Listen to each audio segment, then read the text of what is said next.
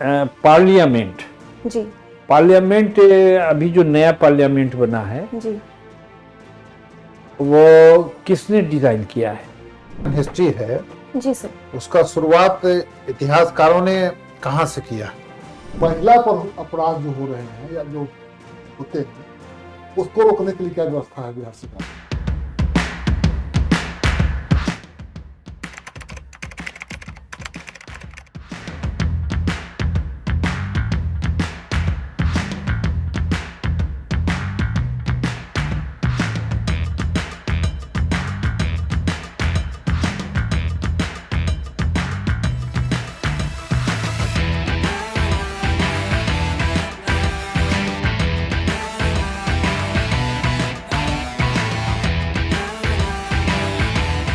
क्या आइए, सर? आइए मैं कमेंट सर। आइए ये ठीक। आइए, good morning sir. Good morning बैठ। सर। Good morning sir. बैठ जाइए, बैठ जाइए, बैठ जाइए, आराम से बैठ जाइए। चलिए इनको हम पूछ लेते हैं। चलिए आप बताइए कि आपका सब्जेक्ट क्या था? सर मैंने अपना ग्रेजुएशन हिस्ट्री में किया है और वही मेरा ऑप्शनल सब्जेक्ट है। अच्छा, हिस्ट्री में किया है जी सर। तो आप लोग सब्जेक्ट नहीं लिखते हैं। और आपका ऑप्शनल भी हिस्ट्री है। जी सर। ठीक से बैठ जाइए एकदम आराम से। इधर ये है क्या? ठीक, चलिए कोई ऐसी बात नहीं, एकदम कंफर्ट पोजीशन में रहिए। और आपका प्रेफरेंस क्या है? सर मेरा पहला प्रेफरेंस जो है वो डीएसपी है। हैं? डीएसपी अच्छा, डेप्यूटी। डीएसपी है पहला। जी सर। वाह। दूसरा? एमईओ। तीसरा? तीसरा है सर एडीटीओ। और चौथा? चौथा आरओ। अच्छा, और पांचवा? आरडीओ। अच्छा, एज का इशू है क्या? जी सर। और बाकी ये है डीएसपी वाला है पहला, इसलिए समझ जाइए, है ना? जी सर। चलिए, तो डीएसपी वाला जो है वो किस सेवा में आता है? सर पुलिस सेवा, बिहार पुलिस सेवा में आता है डीएसपी। हाँ। होम डिपार्टमेंट के अंदर। हाँ हाँ। तो 22 से 26 के बीच में आप क्या कर रही थी? सर 2022 में मेरी ग्रेजुएशन खत्म हुई है। उसके बाद मैं सिविल सर्विसेज की तैयारी कर रही थी और 69th में चूंकि मेरा एज हो नहीं पाया था तो ये 70th मेरा पहला अटेम्प्ट है। ठीक है, बहुत अच्छा। अब आप पुलिस सेवा में आपको क्यों चुन लिया जाए? सर पुलिस सेवा जो है वो लॉ एंड ऑर्डर से रिलेटेड है और लॉ एंड ऑर्डर के थ्रू हम लोग जो है वो सिटीजन की सेवा जो है वो एक डाइवर्सिफाइड मैनर में कर सकते हैं। जैसे कि अगर सिटीजन्स जो है वो सेफ फील करेंगे तो वो इकोनॉमी के लिए भी कंट्रीब्यूट कर सकेंगे। और लॉ एंड ऑर्डर क्या होता है? आप बोले कि लॉ एंड ऑर्डर, तो डीएसपी का पहला या पुलिस का पहला काम क्या है? कानून व्यवस्था को सुनिश्चित करना। इसके अंदर क्या क्या आता है कानून व्यवस्था के अंतर्गत? कानून व्यवस्था के अंदर सर जैसे कि कोई भी अपराध हो रहे हैं महिला के खिलाफ या फिर बच्चों के खिलाफ या फिर किसी के भी खिलाफ तो उसको जो फर्स्ट तो एक्शन है कानून में आएगा। लॉ ब्रेक करने की बात आएगी। और लॉ एंड ऑर्डर सिचुएशन जो है वो अलग होता है। वो कब कब होता है? किस सिचुएशन को लॉ एंड ऑर्डर सिचुएशन बोलेंगे?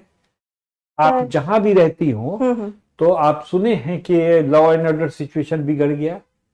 सर जैसे कि मैं इस चोरी रोज हो रही है, हाँ। डकैती रोज हो रही है, मर्डर रोज हो रहा है, लेकिन लॉ एंड ऑर्डर सिचुएशन हर समय बिगड़ रहा है क्या? नहीं सर। तो ठीक है, बोलते जाइए। हाँ बोलिए बोलिए, ठीक ठीक ठीक बोल रहे हैं सर। मैं जो है वो लॉ एंड ऑर्डर सिचुएशन से मेरा मतलब है कि जैसे कहीं ठीक है, महिला आप डीएसपी हो गए, जी आपकी पोस्टिंग हो गई, जी नाम हो गया पूरे जिस क्षेत्र में पोस्टिंग हो गई, अब वहां की आप डीएसपी हैं, लेकिन आप चाहती है कि महिलाएं वहां की सशक्त बने, जी उनकी महिलाओं का उत्थान हो। जी। आप क्या क्या स्टेप लेंगे? सबसे पहले तो जो भी फील्ड वर्क होगा उसमें मैं किसी सबऑर्डिनेट को भेजने के बजाय खुद जाने की कोशिश करूंगी कि लोग देखें कि जो है एक महिला एसपी है। जैसे कि मैं जब छोटी थी तो मैं देखती थी कि यहाँ पे जो है कोई महिला अगर पुलिस में है तो उनको मैं एज एन आइडियल बहुत ज्यादा आइडियलाइज करती थी कि मुझे भी एक दिन ऐसे बनना है। तो एक तो हो गया कि सर वो देख के बनेंगी। दूसरा हो गया कि मेरे जो काम है, मेरे एक्शंस है, जो मेरे एक्शंस है वो पता चलेगा कि इन्होंने यहाँ पे वही एक्शन में जानना चाह रहे हैं आपके। और तो सारी महिलाएं जो अत्याचार में दबी हुई हैं, है ना, जी तो वो आपके इंतजार में बैठी हुई हैं। अब आप उनको कैसे प्रमोट कीजिएगा, कैसे उसको शक्ति प्रदान करिएगा? सर, मतलब कि कहीं पे कोई सिचुएशन, मतलब कोई क्राइम हो रहा है नहीं, कोई महिला के क्राइम नहीं, क्राइम पूरे क्षेत्र की महिला जहां पोस्टिंग हुई है आपकी, जी सर। वहां की महिलाओं के कम प्रगति के कारण क्या है? अच्छा, कम प्रगति के कारण सर, सबसे पहले तो शिक्षा दर, जो लिटरेसी है, वहां पे हम देखते हैं कि महिलाओं का जो इनरोलमेंट रेशियो है वो प्राइमरी। अच्छा, ये बताइए, पार्लियामेंट जी पार्लियामेंट अभी जो नया पार्लियामेंट बना है जी, वो किसने डिजाइन किया है? नया वाला। हाँ, नया वाला। सर, मैं एक गेस ले हाँ हाँ विमल भाई पटेल। हाँ, वो किस शेप में है? सर, वो ट्रायंगुलर शेप में है। वो उस ट्रायंगुलर शेप में देने का कोई संदेश है?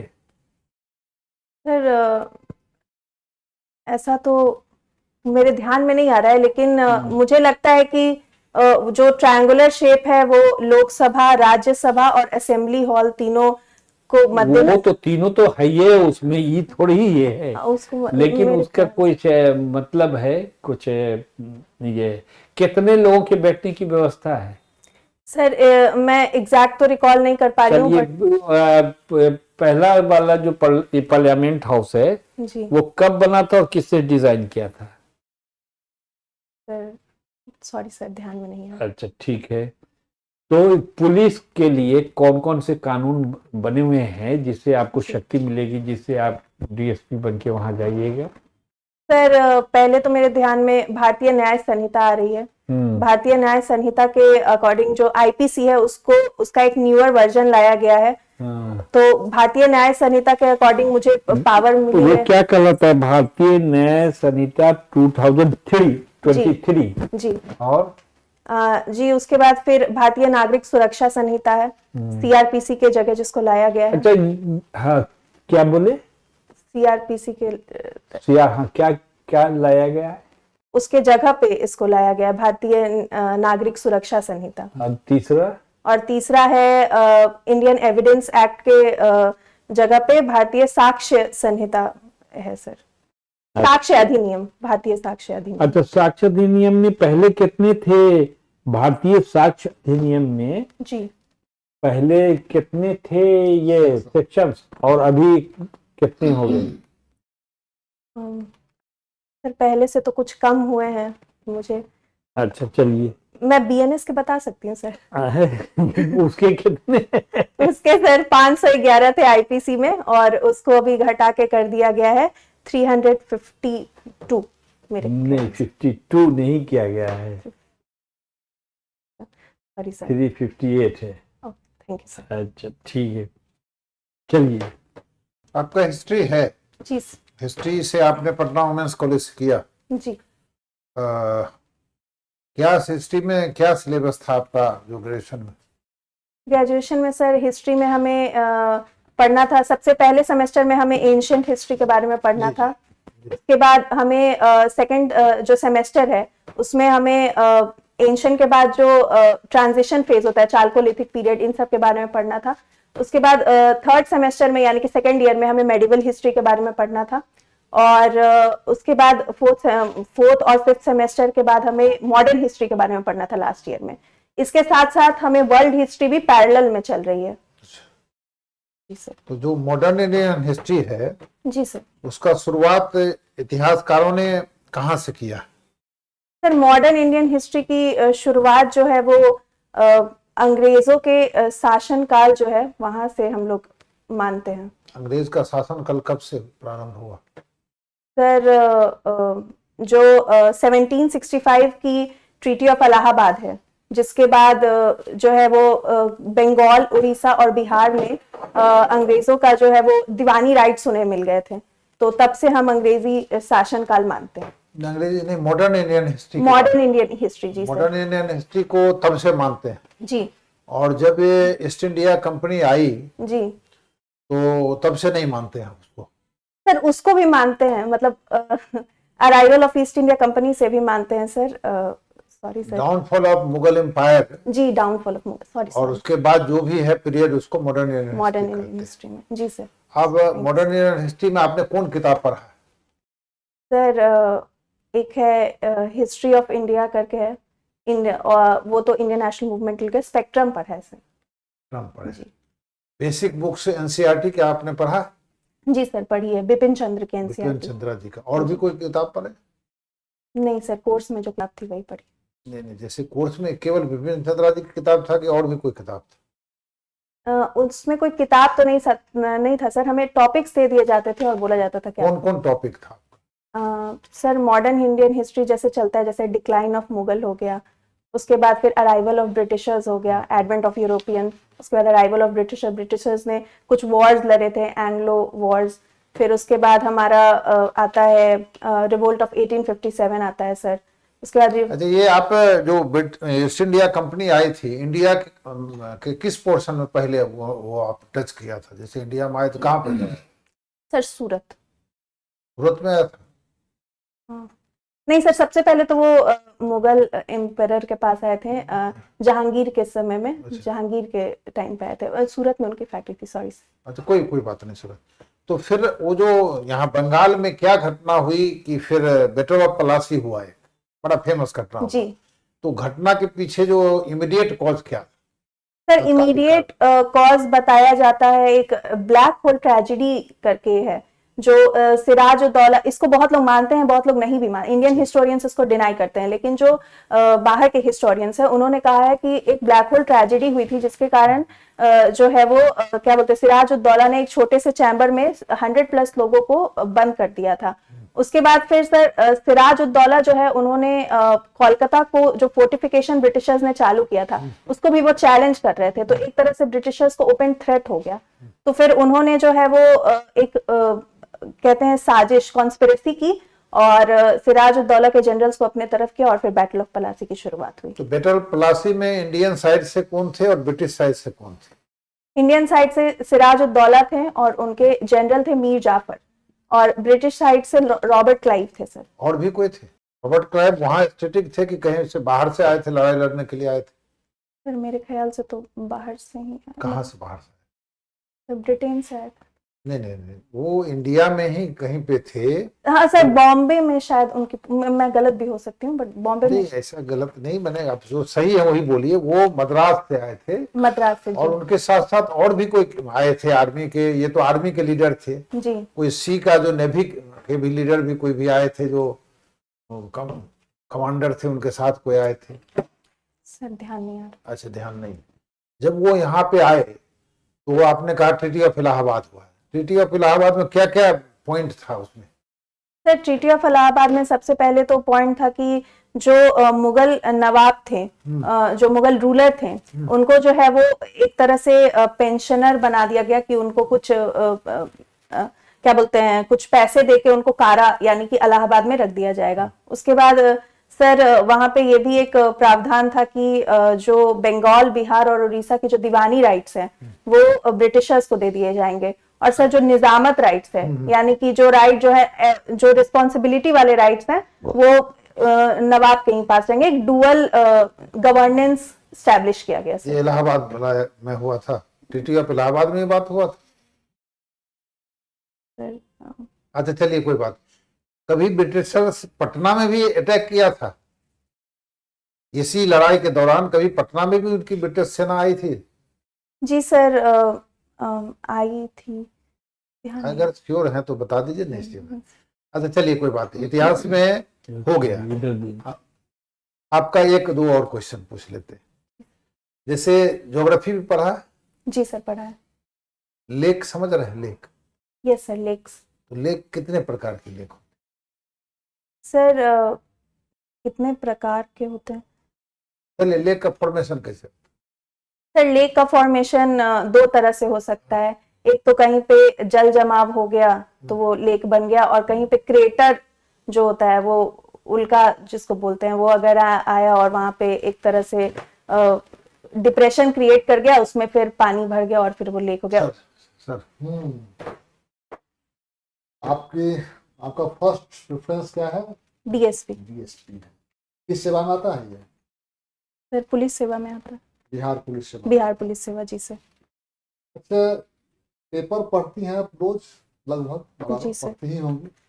तो इसमें आता है कि इतने माफिया की संपत्ति जब्त की जाएगी, है ना? जी। फलाने जो बालू के अवैध व्यापारी थे, या बालू खनन के माफिया थे, या फलाना जमीन माफिया है, या अपराध में माफिया है, इसकी इतनी संपत्ति जब्त की जाएगी।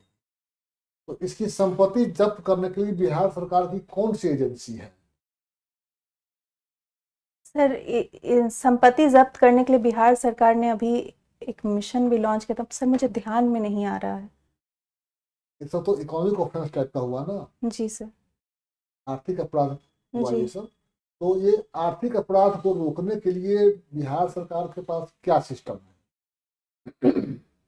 सर एक तो prevention of money laundering act. Bihar सरकार का थोड़ा है ये, तो गवर्नमेंट ऑफ इंडिया का है ये। जी।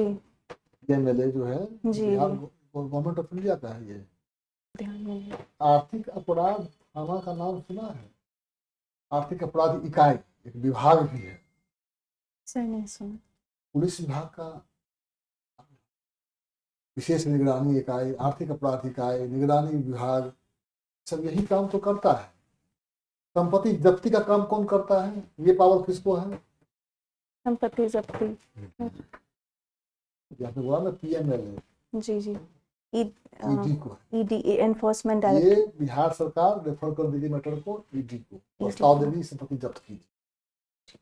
ठीक है। Thank you. महिला पर अपराध जो हो रहे हैं या जो होते हैं, उसको रोकने के लिए क्या व्यवस्था है बिहार सरकार की? सर महिला को की अपराध को रोकने के लिए बिहार सरकार की व्यवस्था सर सर पहले तो कानून स्टेट। व्यवस्था तो स्टेट का है ना, कानून व्यवस्था तो स्टेट का ही है। जी जी। इसमें केंद्र सरकार क्या करेगा? सर एक तो स्टेट कमीशन फॉर विमेन की का गठन जो है वो किया गया है। अपराध अभी हो गया तो कमीशन में जाएगा वो आदमी, और वो कब गठन होगा, हो गया तो कब सुनवाई होगी, उसके लिए कुछ और प्रोविजन है? सर एक डाउरी प्रोहिबिशन एक्ट 1961 मेरे ध्यान में। इमीडिएट हमको रिलीफ चाहिए। हमको किसी ने आके कुछ बदतमीजी किया, कुछ किया। सर 112 करके एक 112 तो है, स्पीड डायल नंबर है, वो है जिसपे आप कॉल तो करिए। पर कोई भी कर सकता है जी। और तो 112 पर कोई कर सकता है। जी मेरे साथ होगा, हम भी कर सकते हैं। जी। महिला से संबंधित एक हेल्पलाइन 108 भी मेरे ध्यान में आ रहा है। महिला थाना का गठन किया गया है हर हाँ। वही थाना, महिला थाना स्पेसिफिक है इसके लिए। जी हर हाँ। जिला में है। आप किसी भी थाने में जा सकती है, बट जहाँ महिला थाना है वह स्पेसिफिक इसी काम के लिए है। वो वन स्टॉप सेंटर क्या है?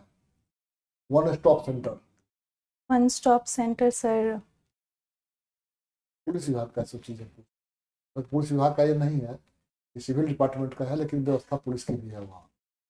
सर मैं देख लूंगी इसे। देख लीजिएगा। अब आ जाइए, सबसे लोएस्ट यूनिट क्या है पुलिस का? Sir constable. उसके नीचे कुछ है? कांस्टेबल आपका गांव में रहती है कभी? गांव कहाँ घर है आपका? Sir town Patna. में। टाउन में ही है, पटना की रहने वाली है। जी। कभी लोग क्या पता होगा चौकीदार क्या होगा। चौकीदार। ठीक है। ठीक है। उसके ऊपर कांस्टेबल है, उसके ऊपर उसके ऊपर सर हेड कांस्टेबल है। फिर उसके बाद सब इंस्पेक्टर हैं। एएसआई कहाँ चला गया? Head constable assistant ASI. उसके बाद एसआई हैं। उसके बाद फिर सर एक सीनियर एसआई भी होते हैं।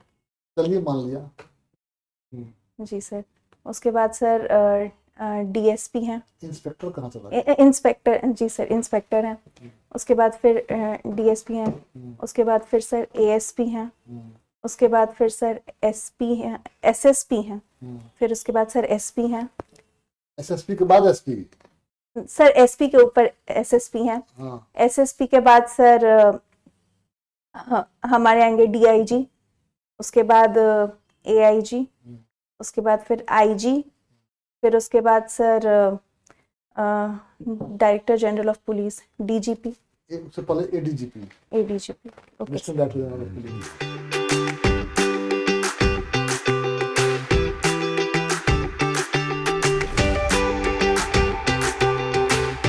देखिए इंटरव्यू का हो गया, समझ चलिए गए। इंटरव्यू आप आपका किया, समाप्त किया जाता है।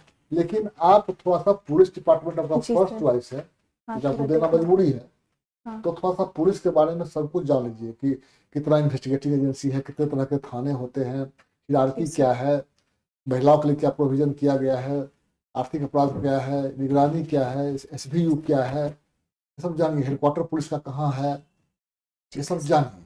जी सर। होम मिनिस्टर कौन है, ये सब जानकारी ये। होनी चाहिए। आपका ड्रेस अच्छा है, आपने अलग अलग सबको प्रणाम किया है, जी सर। प्रणाम अलग अलग नहीं नहीं करना करना, है। ठीक है। ठीक सर। आपका आंख कभी हमारी ओर देखती है, कभी इनकी ओर भी देखती है, फ्लक्चुएटिंग आई कांटेक्ट है, ये नहीं। ठीक है। जिससे बात हो रही है उनसे आंख मिला के बात कीजिए। ठीक है सर। और हाथ में भी आपका मूवमेंट हुआ है बीच बीच में, हैंड में, हैंड हाँ में सर, होता है थोड़ा सा हुआ हाँ, है, हुआ है। ज्यादा तो नहीं। इस सबको आप ठीक कीजिएगा। आपका ड्रेस अच्छा है, आपका कॉन्फिडेंस है, वॉइस इफेक्टिव है, अच्छा होगा। चलिए आपके पर्सनालिटी ठीक है, आपका ड्रेसिंग भी बहुत अच्छा है, एक ऑफिसर लाइक है। और दो बात हम कहेंगे, एक तो जो जब क्वेश्चन आपको आता था तो बहुत लाउड वॉइस से बोले, जी सर। आवाज खूब जोर दे दे, ऐसे होता है वैसे होता है। और जब एक क्वेश्चन पर आपको ये अटक गए तो एकदम आपका वॉइस लो हो गया। तो बैलेंस बना के रखना है। हाँ आता है तो नहीं बताते जानते हैं। हैं, जैसे बोलते थे वैसे हाँ सर नहीं जानते, बोलती बोली नहीं जानते। हाँ सर पहला मॉक है इसलिए थोड़ा। नहीं, बहुत अच्छा है, अच्छा। बहुत अच्छा है। Thank you sir. चलिए मैं भी बोल दूं। हाँ हाँ आप भी बोल दीजिए। पहला मौक है, ये अंतिम आपका मौक हो, इसलिए हम लोग का शुभकामना है आपका you, सिलेक्शन thank हो you, जाए डीएसपी में। बढ़िया बात है, नॉलेज आपके पास है। मेरा जो कहना है, हमने हिस्ट्री में पूछा, जी सर। आप हिस्ट्री में हैं, कभी भी मत बोलिए बोर्ड को कि हम स्पेक्ट्रम से पढ़ा। हाँ अरे बाप रे, कभी भी नहीं पढ़िए। और आप बोलिए कि हिस्ट्री का बेसिक बुक्स जैसे एनसीईआरटी हमने पढ़ा है, जी सर। और आप कह रहे हैं जैसे मॉडर्न हिस्ट्री हमने पढ़ा है, तो विपिन चंद्रा साहब के साथ साथ और भी लोग जो है उनके साथ जो है ना, रामचंद्र गुहा साहब का है, सुमित सरकार जी का किताब है। हाँ, उसको सर भी मैंने देखना। नाम नहीं लिया कि वो फिर कोई बात नहीं। देखिए कॉन्सेप्ट इससे ना क्या बचे। होगा ना, इससे होगा बोर्ड प्रभावित होगा कि ये न केवल एनसीईआरटी पढ़ा, इसके अलावा ये सब भी पढ़ा, पहला नंबर। दूसरा, एनसीईआरटी में अगर एंशिएंट इंडियन, रामशरण शर्मा साहब, उनके बारे में पटना यूनिवर्सिटी में थे, बाद में दिल्ली यूनिवर्सिटी चले गए। उनके साथ साथ एसके श्रीमाली साहब का है, डीएन झा साहब का है, ये सब भी रोमिला था। बोले कि आपको ये नहीं पूछेगा कि भाई ये बताइए, आपको पूछेगा इसमें और कौन कौन है, तो रोमिला थापर मैडम है, ये है। इससे लगेगा कि स्टूडेंट जो है सो जानकारी इसको हिस्ट्री में बढ़िया है। मेडिएवल में प्रोफेसर सतीश चंद्रा है, प्रोफेसर नूरुल हसन साहब है, बहुत सारा है उसमें, वो शाहिद अमीन साहब है, अमीन साहब है, बहुत सारा, उसमें और भी पढ़ लीजिए। ये हो गया। एक और भी किताब है जो बड़ा लोग पिकुलियर किताब है, the wonder that was India. अब नाम सुना है कभी? जी सर सुना है। हाँ, वो एल बेसम साहब उनके राइटर है। जी। वो पढ़िएगा, आईएएस के कंपटीशन में हिस्ट्री में उसको लोग निश्चित तौर पर पढ़ता है। और हिस्ट्री में है तो बिहार से जुड़ा हुआ महात्मा बुद्ध हो गया, जैन हो गया, जो भी आपका बुद्धा आप सर्किट है, जैन सर्किट है, रामायण सर्किट है, ये सब बढ़िया से पढ़ लीजिएगा। जीके सर ने बताया वो पढ़ लीजिएगा, जीआई टैग है, ये सब पढ़िएगा। और हम लोगों का शुभकामना है कि आगे आपको आना नहीं पड़े, आप जाइए ये रहिए। ठीक, thank you, thank you thank you, thank you. बढ़िया पढ़ लीजिए। ठीक, आराम से। जूता पहन लीजिएगा। हाँ, जूता पहन लीजिए, चप्पल नहीं चलेगा।